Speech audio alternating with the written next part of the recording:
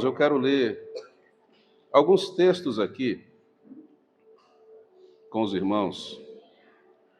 A gente tem algumas coisas para falar e como é decoroso, quando eu falo decoroso, estou falando exatamente de decoro, falar a respeito de algo que está ligado ao momento, à data, a uma especificidade, ou seja, hoje é Dia dos Pais, né? Então, é importante que a gente, de forma decorosa, fale a respeito disso, do tema. Só que eu pensei, pedi a Deus graça para falar sobre uma coisa que parece ser um pouco complexa, mas depois descomplica. No começo, você vai pensar, o que isso tem a ver com aquilo? Então, eu vou ler dois textos que aparentemente não tem nada a ver um com o outro.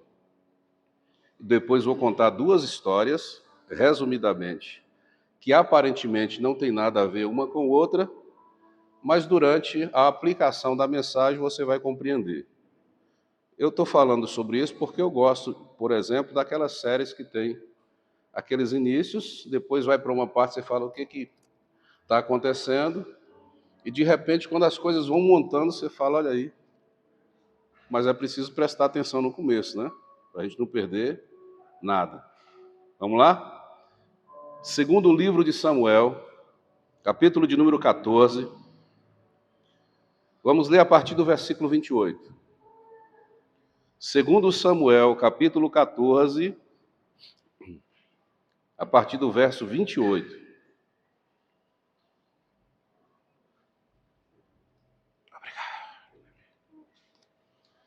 Está escrito assim: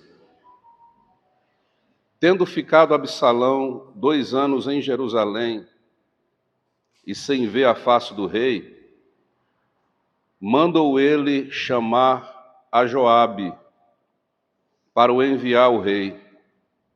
Porém, ele não quis vir. Mandou chamá-lo segunda vez, mas ainda não quis ele vir. Então disse os seus servos: vede ali o pedaço de campo de Joabe pegado ao meu, e tem cevada nele, ide e metei fogo. E os servos de Absalão meteram fogo nesse pedaço de campo. Então Joabe se levantou e foi à casa de Absalão e disse: porque meteram fogo os teus servos no pedaço de campo que você vem, que é meu? No pedaço de campo que é meu? Respondeu Absalão a Joabe: mandei te chamar, dizendo, vem cá, para que te envie ao rei a dizer-lhe, para que vim de Jesus? Melhor me fora estar lá ainda. Agora, pois, quero ver a face do rei. Se há em mim alguma culpa, que me mate. Se há em mim alguma culpa, que me mate. Então Joabe foi ao rei e lhe disse. Chamou o rei a Absalão. O rei aqui é o rei Davi, pai de Absalão. Chamou o rei Davi a Absalão. E este se lhe apresentou, inclinou-se sobre o seu rosto em terra diante do rei. O rei beijou a Absalão. Agora vá para o Salmo de número 3. Salmo 3. Está escrito assim: Senhor, como tem crescido o número dos meus adversários. São numerosos os que se levantam contra mim. São muitos os que dizem de mim, não há em Deus salvação para ele. Porém, tu, Senhor, és o meu escudo. És a minha glória e o que exaltas a minha cabeça. Com a minha voz clamo ao Senhor.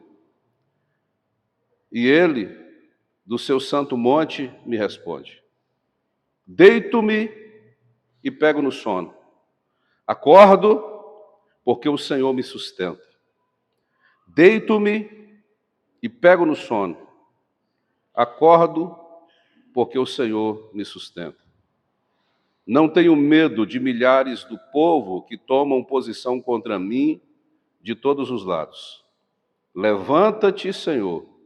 Salva-me, Deus meu, pois feres os queixos a todos os meus inimigos e aos ímpios quebras os dentes.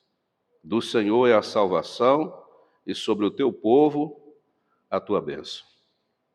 Vamos orar. Senhor, nós te agradecemos porque estamos diante da tua palavra e pedimos, por favor, que nos agracie. Fale ao nosso coração, para que teu nome seja exaltado. Amém. Primeira história é a história de Édipo Rei. Eu não sei quantos aqui já ouviram falar dessa história. Havia um casal de rei numa cidade grega chamada Tebas e teve um filho. Um oráculo disse ao rei que esse menino estava fadado a provocar uma desgraça naquela cidade. Então o rei, ouvindo esta palavra, pegou o menino, entregou a um servo e disse: desfaça desse garoto, amarre-o numa árvore com os pés feridos, de cabeça para baixo. Porque qual seria a desgraça? Ele mataria o próprio pai e tomaria como esposa a sua própria mãe. O servo ficou com pena do menino e o entregou a um camponês. O camponês entregou o menino ao rei da cidade de Corinto. Ele cresceu.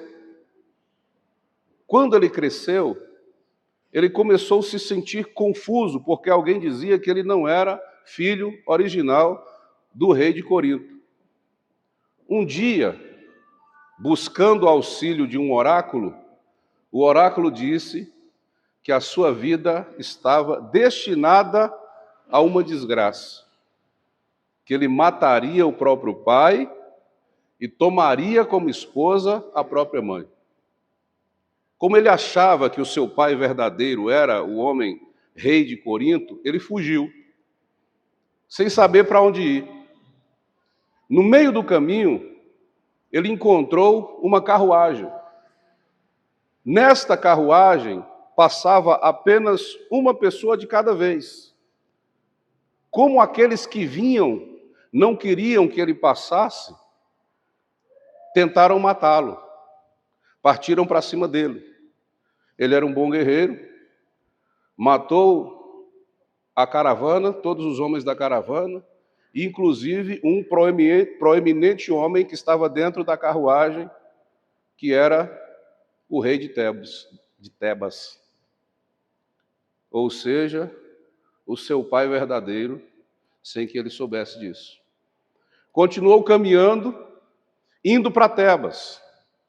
Você percebe que ele tinha fugido ou tinha sido mandado embora dessa cidade e, de repente, ele está voltando para a sua cidade de origem, mesmo sem saber. Inconscientemente, ele está voltando à sua origem. Quando ele chega à cidade de Tebas, percebe que ela está cercada por uma grande esfinge. É um grande monstro que tem corpo de leão e cabeça humana. Só havia uma maneira de escapar da morte. Era decifrando o enigma. E o enigma da esfinge era o único meio de fazê-lo escapar de sua própria morte. Então a esfinge diz uma frase que alguns já ouviram falar: decifra-me ou devoro-te.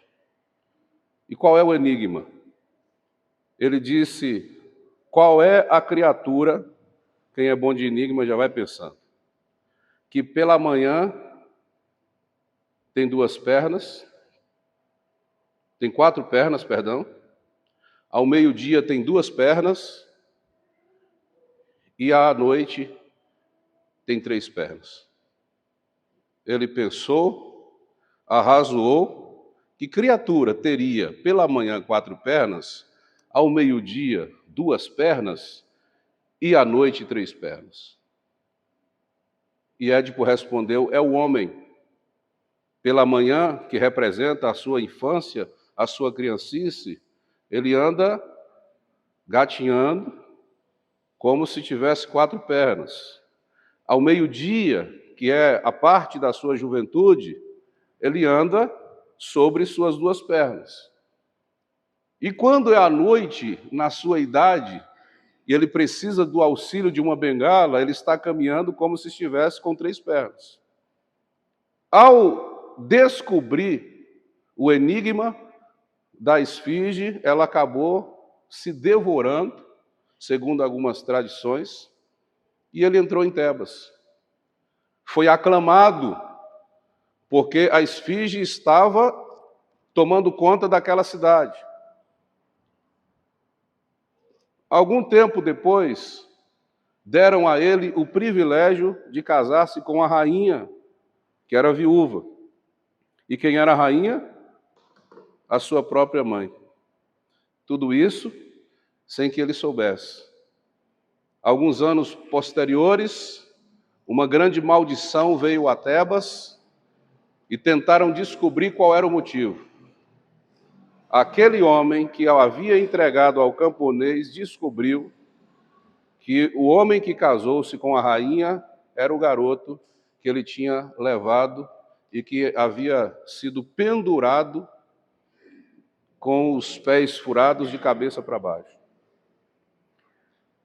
Quando a mãe descobriu isso, se enforcou, o próprio Édipo furou os 2 olhos e foi viver afastado da cidade como um mendigo. Aí vem a segunda história. A segunda história é também uma tragédia. Um garoto que tinha tudo, que tinha uma grande admiração por seu pai, que era um grande rei, era um grande guerreiro, tinha grande respeito de todas as sociedades, tinha irmãos e tinha uma irmã que era filha deste rei com a sua mãe. Tudo estava correndo bem, quando de repente aquele garoto recebe a notícia de que a sua própria irmã havia sido abusada por um meio-irmão. É a história de Davi.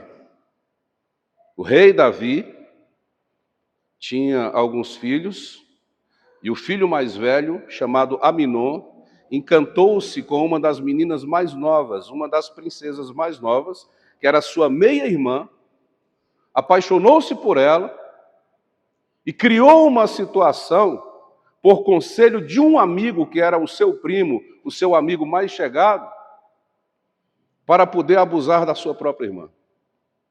Fingiu estar doente e pediu ao próprio rei Davi para enviar a menina, a princesa Tamar, para lhe servir bolo, porque só assim ele se levantaria da cama.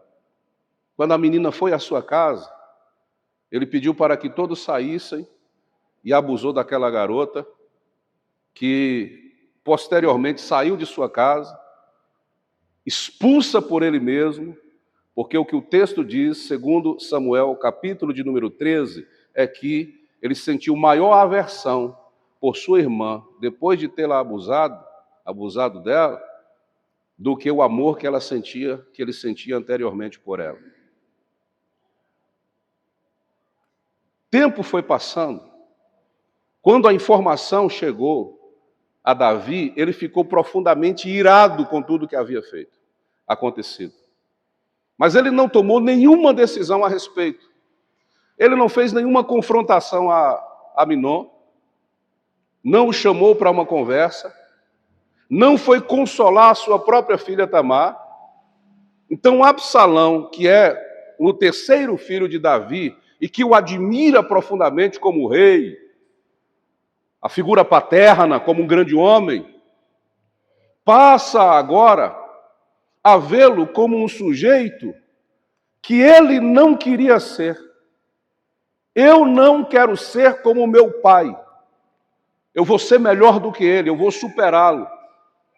Ele tomou a Tamar, sua irmã, para ser sua protegida. 2 anos depois do episódio, por ordem dele, os seus servos mataram Aminon, o seu irmão, e o rei Davi, mais uma vez, indignado com a situação, não procurou chamar Absalão para uma conversa, simplesmente foi permitindo que as coisas acontecessem da forma que estavam acontecendo. Absalão passou 3 anos na casa do seu sogro. Depois disso, por apelo de Joabe, que é um homem de confiança de Davi, Absalão foi trazido de volta para Jerusalém. Mas ficou 2 anos em Jerusalém sem que seu pai conversasse com ele. Sem que o seu pai o confrontasse. Sem que o seu pai dissesse a ele: o que você fez, rapaz? Não era para resolver desta forma. Então Absalão ficou indignado. 5 anos sem ver o rosto do seu pai, 5 anos sem conversar com ele, 5 anos vivendo uma culpa, mesmo por ter praticado uma vingança, porque ele achava que era a justiça que o pai deveria ter praticado e não praticou, então ele o fez.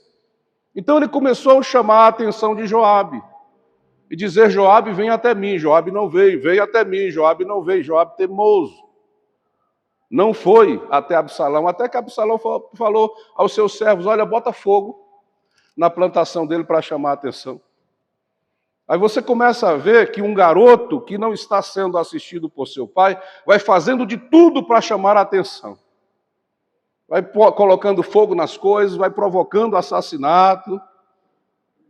Até que Joabe foi até ele e ele diz: agora você vem até mim, depois que eu coloquei fogo. É que eu quero ver meu pai. Se ele me achar digno de morte, se eu tenho culpa para morrer, que eu morra. Mas o que eu não quero é que ele seja indiferente comigo da forma que ele tem sido durante 5 anos. Se fosse assim, eu teria continuado fora daqui. O que eu vim fazer em Jerusalém, se há 2 anos estando aqui eu não posso ver a face do meu pai? Joabe foi a Davi, e Davi disse: então chama Absalão para ter comigo. Aí você imagina a cena.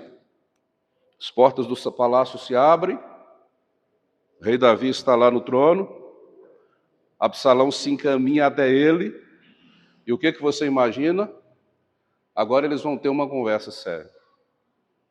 Agora Davi vai confrontar o filho, as feridas vão ser curadas, mas nada disso acontece. O texto que nós lemos diz que Davi beijou Absalão. E acabou a história. Como se um beijo fosse um ponto crucial para a reconciliação, para o perdão, para a cura de tantas feridas que haviam sido abertas durante esses 5 anos em que a história trágica começou a acontecer. Segundo Samuel, capítulo 15, logo posterior ao texto que lemos, que é o capítulo 14, Absalão começa uma grande revolta contra seu pai. As histórias começam a se cruzar a partir daí. Porque a primeira história, que é a história de Édipo Rei, no século XIX, quando foi assistida por um psicanalista, que era antes médico, chamado Freud, ele percebeu que comportamentos humanos poderiam ser explicados, poderiam ser lidos a partir de algumas histórias como essa, que não são histórias aleatórias. São histórias que, de algum modo, vão demarcando os comportamentos humanos. Por isso, o famoso complexo de Édipo é um dos mecanismos de leitura para os comportamentos humanos, principalmente no que diz respeito à nossa reprodução daquilo que os nossos pais fizeram e que a gente mais odiou neles, o que a gente menos aprova nos nossos pais, nas nossas origens, é o que mais nós vamos reproduzindo. Você percebe que Édipo foi e inconscientemente voltou para casa. Os especialistas, inclusive, não apenas da área do comportamento humano, mas também da filosofia e da sociologia, vão afirmar: nós estamos sempre voltando para as nossas origens. Nem sempre geograficamente, mas no comportamento a gente sempre volta para casa. Alguns chegam a associar a parábola do filho pródigo exatamente a isso. Você pode passar anos fugindo da sua origem, se distanciando daquilo que eram seus pais, daquilo que eram as pessoas que te criaram, daquilo que você tem nos genes, daquilo que você recebeu como construção da sua identidade. Você pode passar anos distante, mas de vez em quando você estará reproduzindo aquilo que na sua origem você recebeu como construção disso que você é. E às vezes, volto a dizer, a gente reproduz muito mais os comportamentos que a gente reprova nas pessoas que fazem parte da nossa origem. Então nós estamos sempre voltando para casa. Outro texto que igualmente é utilizado para falar a respeito disso, outro texto bíblico, é o texto no qual se diz que o corpo volta para a terra e o homem volta para Deus. A expressão volta para a terra está falando a respeito de sua origem. Então o homem sempre está, de alguma forma, voltando à sua origem. E o que isso tem a ver na relação de Absalão com Davi? Você vai perceber alguns comportamentos de Absalão que são reprodução do comportamento do próprio pai, inclusive de comportamentos que ele odiava no pai. Uma das coisas principais é quando o filho diz: eu não vou ser como meu pai é, eu vou ser melhor do que ele. Absalão, ainda no segundo livro de Samuel, capítulo 14, diz que ele teve filhos e teve uma filha que deu o nome de Tamar.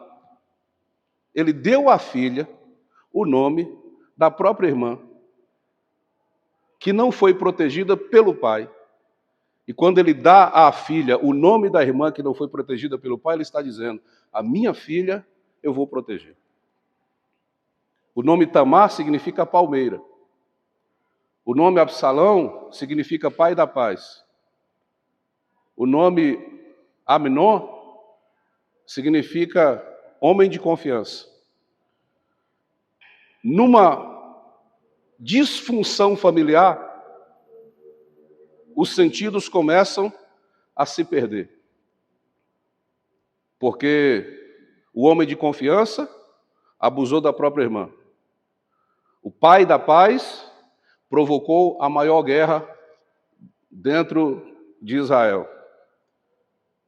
E a Tamar, que é a palmeira, que é uma planta que deveria ser cuidada, foi deixada à sua própria sorte. Aí o que Absalão faz? Eu vou ser melhor, eu vou ser maior do que ele. E aí começam os comportamentos. Ele quer tomar, usurpar o lugar do pai. Porque aquele com quem ele se identifica, e aí o que se chama de identificação não é apenas por aquilo que você ama e admira, mas às vezes você reproduz a identidade do comportamento que você odeia. E aí ele começa a reproduzir comportamentos que foram realizados pelo próprio pai, comportamentos que ele não gostava. Por exemplo, ele viu o pai adulterar, tomar a esposa de um homem de confiança e depois assassiná-lo. Uma ação de violência. Ele, querendo ser melhor do que o próprio pai, reproduz o mesmo comportamento. Ele tem nesta busca pelo desejo e pelo poder também, a vingança e a violência como mecanismos do seu comportamento. Absalão vai reproduzindo no seu pai, do seu pai, os comportamentos que ele não admirava, que ele não gostava. Quanto mais ele tenta se diferenciar do seu pai, mais ele se parece com ele, porque até biologicamente, isso tem algum sentido prático, eles se pareciam. Porque quando se refere a Davi, ainda novo, diz que o menino era de uma beleza agradável. Quando a Bíblia se refere a Absalão, diz que ele é o homem mais bonito da terra, os seus cabelos são admiráveis. Todos os anos cortava, e eram vários quilos de cabelo, que eu não me lembro agora, de cada vez que cortava. E no ano seguinte estava grande novamente. Era um homem bonito e admirável. Então, até na aparência, ele se parecia muito, de forma duplicada, com o seu próprio pai. Com relação a Édipo, inconscientemente, ele mata aquele que era o pai e que governava o trono de Tebas. Aqui, nós temos um garoto que, para ser melhor do que o pai, precisa se livrar do próprio pai. Mas, ao mesmo tempo, vai reproduzindo, como disse antes e disse várias vezes, os comportamentos que ele reprovava. O fim da história é que Absalão consegue fazer uma revolta armada contra o seu próprio pai, de modo que ele foge, Davi foge de Jerusalém, para não ter um confronto com seu filho, para evitar uma tragédia maior. E é exatamente nessa fuga que ele escreve o salmo que nós lemos, o salmo de número 3, no qual ele diz: Senhor, como cresce o número dos meus inimigos. Muitos inimigos se levantaram contra Davi. Pessoas que antes eram aliadas. E não apenas o número dos seus inimigos, mas ele diz como crescem também o número das pessoas que dizem: como é que Deus irá salvá-lo? Ele está falando dos próprios amigos que, ao abandoná-lo, que ao ficar de fora, estão falando na terceira pessoa, não estão perto, não estão do lado. Estão do lado de fora assistindo, dizendo como é que ele vai se safar dessa agora. E Davi está dizendo. E no meio desta fuga, ele consegue compreender que o Deus dos céus, que é o Deus da graça, que é o Deus que perdoa, que é o Deus que intervém nas histórias, que é o Deus que busca corações arrependidos. E esses corações arrependidos tem uma resposta de Deus. Ele começa a dizer: o Senhor Jeová. Ele chama Deus pelo nome. A nossa tradução em português é Senhor, mas é com S maiúsculo, porque é o nome verdadeiro de Deus, Iavé. Ele começa a chamar Deus pelo nome e dizer: Iavé, o Senhor é o meu refúgio, o Senhor é o meu escudo, o Senhor é a minha fortaleza. Diante de tudo isso, era para ele estar perdendo o sono, era para ele não dormir mais. Mas nesse mesmo salmo, ele chega a dizer: eu deito e pego no sono. E pela manhã eu acordo e o Senhor me sustenta. Porque mesmo diante de todas as intempéries e de todas as situações que poderia provocar um mal-estar tão absurdo em Davi e levá-lo ao que nesse mês de agosto nós estamos com o agosto amarelo prevenido ao suicídio, ele está buscando viver. Ele está buscando saúde mental em Deus. Ele está buscando uma realidade na qual ele consiga superar. Então você vai percebendo que nós temos aqui alguns elementos. O elemento psicanalítico que tem a ver com a nossa relação de comportamento, no qual Freud vai descobrindo algumas coisas da gente que a gente vai reproduzindo na vida, mesmo sem querer. As amarguras, a falta de perdão, o ódio que vai crescendo. Nós temos aqui um salmo no qual Davi, mesmo na confrontação e diante de tudo que ele está vivenciando e que poderia levá-lo a uma depressão, ele está dizendo: eu consigo dormir, eu consigo ter paz, mesmo sendo perseguido por tantos inimigos, abandonado por tantos amigos, e o meu principal inimigo ser o meu próprio filho, que quer simplesmente tirar a minha vida. Olha a saúde mental de Davi. A gente precisa buscar estar mentalmente saudável, principalmente nesse tempo que nós estamos vivendo de tantas demandas e que muita gente ainda acha um tabu. O trabalho psicológico, psiquiátrico, o acompanhamento do comportamento humano, a lida das emoções, muita gente ainda acha uma coisa que não é de crente. Eu ouvi essa semana um pastor gritando no púlpito que era um absurdo crentes que estavam tomando remédios controlados por causa de depressão, por causa disso, por causa daquilo. E gritando que tinha que ser jogado fora. Olha o tamanho da irresponsabilidade de um sujeito que quer ganhar like, que quer ganhar nome, que quer que seu vídeo viralize a custo da saúde das outras pessoas. Jesus disse que o são não precisa de médico, mas o doente precisa de médico. E toda e qualquer doença, seja no corpo ou seja na alma, é doença e precisa ser tratada. E tem remédio para isso, e a ciência está aí para isso, para nos servir, nos ajudar a superar aquilo que com nossas próprias forças a gente não consegue superar. Então é preciso ter minimamente um pouco de razão para poder pensar nas coisas que estão acontecendo ao nosso redor. Voltando para a questão do rei Davi e do seu ambiente familiar, e que pode, de alguma forma, ser uma lição para todos nós, ou pai, ou mãe, ou filho, ou avô, ou amigo, ou irmão. Algumas coisas que a gente precisa aprender. E a primeira delas é: esteja atento aos pequenos sinais. Há coisas que chegam para a gente desconfia e depois a gente deixa para lá. Por exemplo, Aminon disse para Davi: meu pai, eu só vou comer se Tamar me der comida na cama. Espera aí, rei Davi. Tudo que o filho pede, o cara concede.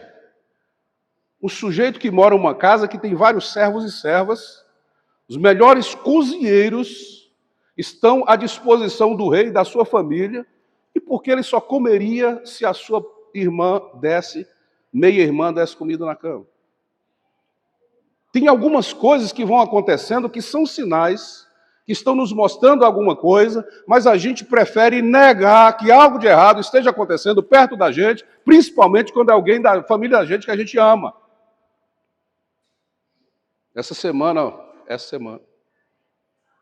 quando eu saí de uma sala para dar aula na outra sala, eu vi que vários alunos estavam do lado de fora, alguns chorando, aquele clima pesado de tristeza.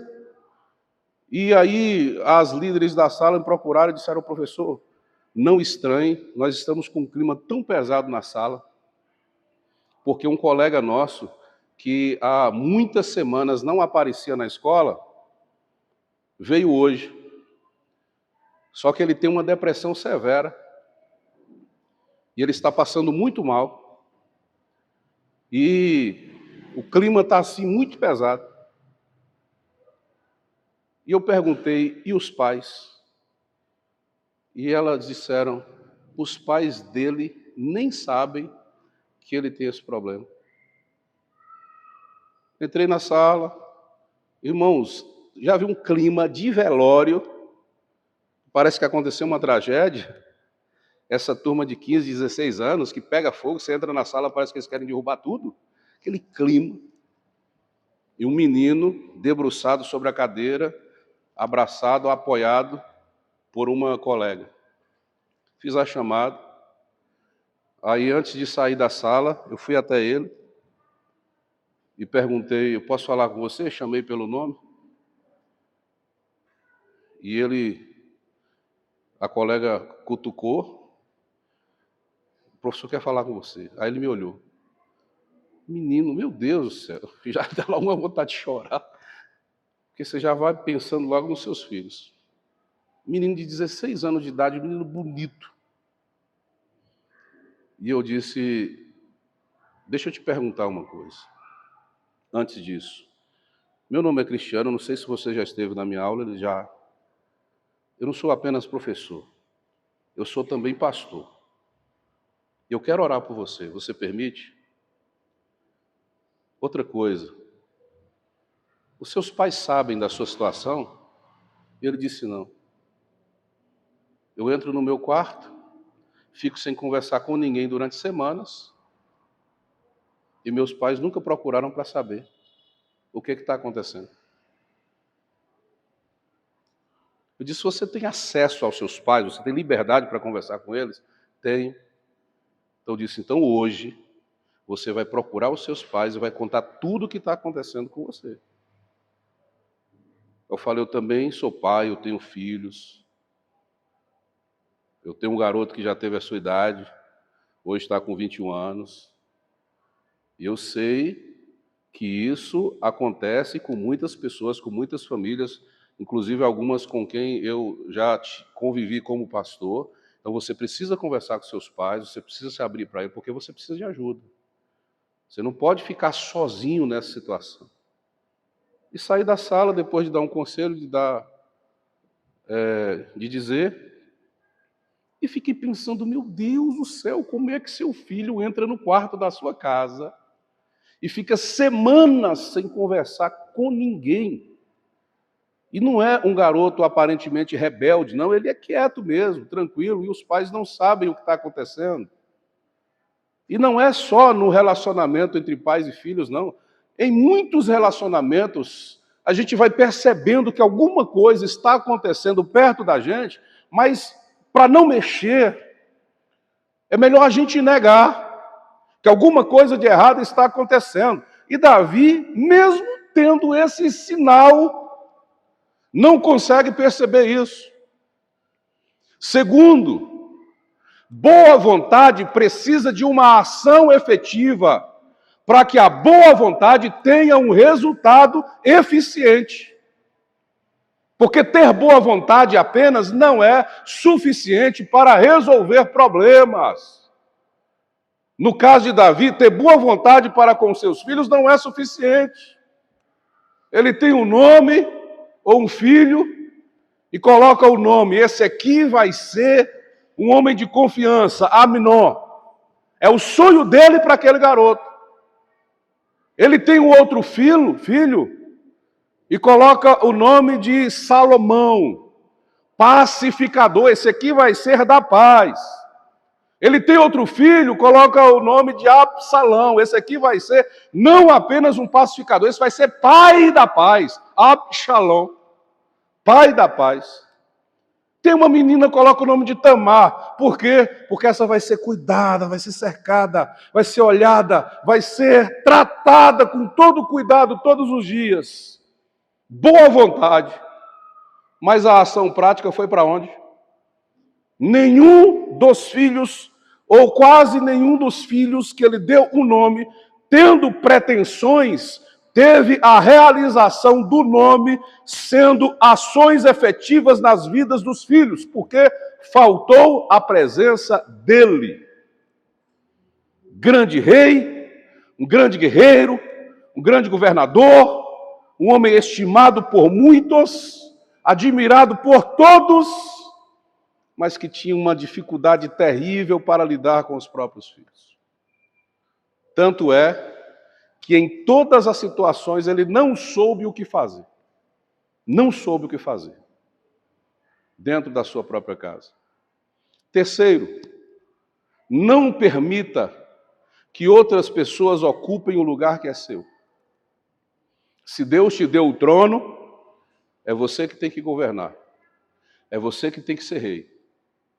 Se Deus te deu uma família, é você que tem que liderar, que tem que abençoar, que tem a administrar essa família. Não deixe as inteligências artificiais entrarem na tua casa para fazer o papel que Deus deu a você para fazer. Não deixe as tecnologias entrarem na tua casa para ocupar um papel que Deus deu a você como responsabilidade para você realizar. Não permita que o teu lugar seja ocupado por quem quer que seja, porque a gente tem muita demanda, tem muito o que fazer, então a gente vai deixando aquilo que deveria ser prioridade de lado. Simplesmente porque a gente não quer ter ocupação, não quer ter preocupação, não quer ter desgaste, não quer confrontação. Olha o Davi, um guerreiro. Molequinho com 16 anos de idade, o exército de Israel com medo do gigante, e ele chega lá e diz: quem é esse incircunciso para afrontar o exército do Senhor? 16 anos Davi tinha. Foi para cima. Cadê a espada, Davi? Para quê? Cadê a armadura, Davi? Para quê? Cadê suas armas, Davi? Pedrinha e um badoque. Tu vai matar o gigante com isso? Quando o gigante viu, começou a rir. KKK. É com isso que você vem a mim? Partiu para cima de Davi. Badoquinho, tufo na testa, putufo no chão, e Davi venceu a batalha. Grande guerreiro, não tinha medo de nenhuma batalha, nenhuma guerra, nenhum confronto, mas quando era ambiente familiar, ele não sabia o que fazer. Isso custou caro. Na vida da gente, a gente tem algumas fraquezas. E pode ser em diversas áreas. E essas fraquezas precisam ser observadas. Precisam ser olhadas, precisam ser restauradas por Deus. No Salmo 3, Davi está buscando uma resposta de Deus para que ele consiga restaurar tudo aquilo que, consciente ou inconscientemente, ele não soube administrar na sua vida. No Salmo 51 e no Salmo 32, são orações de perdão. Ele ora a Deus buscando perdão pelo mau exemplo que ele deu com aquele caso anterior de ter adulterado e de ter matado, assassinado um grande companheiro de guerra. Ele busca a graça e o perdão de Deus. Quando ele busca a graça, o perdão de Deus, ele se sente perdoado. Quando ele diz no Salmo 51, contra ti pequei, somente contra o Senhor, ele está dizendo, se o Senhor me perdoou, nenhum homem na face da terra é capaz de me acusar de absolutamente nada. Então, quando a graça de Deus o alcança, por ele ter sido perdoado por Deus, no Salmo 3, que é escrito depois que ele escreveu o Salmo 51:2, apesar da ordem cronológica, ele está buscando a Deus com a convicção de que o Deus, que é o Deus perdoador, é o Deus que restaura até mesmo aquilo que foi prejudicado pelo próprio pecado que ele cometeu. Porque o que aconteceu? O profeta Natan disse, olha, velho, Deus vai permitir que coisas aconteçam na tua casa, porque o que você fez de oculto, Deus vai permitir que façam dentro da sua casa, no telhado. E o que aconteceu? Qual foi uma das reproduções mais extravagantes do comportamento de Absalão comparado com Salomão? Ele usou as esposas de Davi na laje da casa para que todos os homens e mulheres da cidade vissem o que ele estava fazendo. Por causa do ódio que ele estava nutrindo do seu pai, por todas as coisas que o seu pai deixou de fazer. Ele, querendo ser melhor do que o pai, foi pior. Foi duplamente mais violento, mais agressivo, e isso custou a sua vida. Quando a guerra estava se acabando, quando Davi estava fazendo a sua oração, Deus estava se manifestando. De modo que não durou muito tempo a guerra. Davi está fugindo, está escrevendo o Salmo 3, está buscando de Deus que venha contra os seus adversários. Ele disse, Senhor, acerta o queixo dos meus inimigos, no Salmo 3. Você sabe o que acontece quando acerta o queixo? Pof, desmaia na hora. Acertou o queixo, lona. Aí ele disse, mas aos ímpios, quebra os dentes. Acerta o queixo dos inimigos e quebra os dentes dos ímpios. Só que ele não sabia. E ele não queria que o seu próprio filho estivesse contado entre os seus piores adversários. Porque quando Joabe saiu contra o exército de Absalão em guerra, Davi chamou Joabe e disse, não deixa que nada aconteça com Absalão. Aconteça o que acontecer, proteja a vida do meu filho. Eu não quero que ele morra. Eu não quero que ele seja ferido. E Joabe disse, sim, senhor. Batalha, o exército de Absalão foge, Absalão num cavalo para lá e para cá, entra no meio de umas árvores, cabelo grande, as árvores prendem Absalão e ele fica pendurado. O cavalo vai embora e ele fica pendurado. Quem chega perto? Joabe. A voz de Davi está na cabeça de Joabe. Joabe, aconteça o que acontecer, não deixa o meu filho ser ferido. Joabe disse, não aguento mais isso, a gente tem que acabar com essa história agora. Pregou 3 flechas e acertou no peito de Absalão. Vieram os outros soldados de Joabe e finalizaram Absalão. E aí, quando a notícia chegou a Davi, mais uma vez, o mundo de Davi caiu. Porque todas as coisas que poderiam ter sido evitadas, se boa vontade tivesse sido conduzida por ações efetivas, nada dessa tragédia se realizaria. Se o homem de Deus, permanecessem como homem de Deus, buscando graça de Deus, se pai de família tivesse confrontado quem deveria ter sido confrontado na hora em que deveria ter sido confrontado, nenhuma dessas tragédias sucessivas teriam acontecido. Essa noite, eu quero concluir esta mensagem reflexiva com um ar profundo de dramaticidade, dizendo o seguinte, tem algumas coisas que estão nas nossas mãos para a gente realizar. Que Deus tinha que fazer, Ele fez. Mas algumas coisas estão nas nossas mãos para a gente realizar. Vamos fazer com cuidado. O que a gente não conseguir fazer, a gente coloca nas mãos do Senhor. Porque quando Salomão escreve no Salmo, cantando, dizendo, filhos são herança do Senhor, ele está dizendo, herança é para ser administrada. Nem sempre eu sei administrar uma herança. Então, o que eu vou fazer? Eu vou entregar nas mãos do Senhor. Porque na continuação do Salmo ele diz, se o Senhor não edificar a casa, em vão trabalham os que edificam. Então, que o Senhor me ajude nesta edificação. O que a gente tem para fazer, para realizar, que está aparentemente acima das nossas possibilidades, vamos colocar nas mãos do Pai. Amém? Vamos orar? Obrigado, Senhor, pela palavra. Pedimos graça e misericórdia, sustento, para que possamos cumprir em nossas vidas a Tua vontade. Dá-nos sabedoria, direcionamento, honra e glorifica Teu nome em nossas vidas. Nós pedimos isso em nome de Jesus. Amém.